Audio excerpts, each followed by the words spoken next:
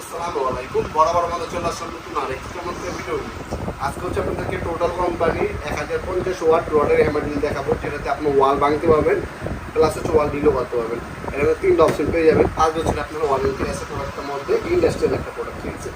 এটার মধ্যে আপনার সুইচ আপনার মাধ্যমে মুড চেঞ্জ করতে পারবেন, শুধু হ্যামারও করতে পারবেন, হ্যামার প্লাস ড্রিলও করতে পারবেন, শুধু হচ্ছে ড্রিলও করতে পারবেন। 5 বছর ওয়ারেন্টি আছে।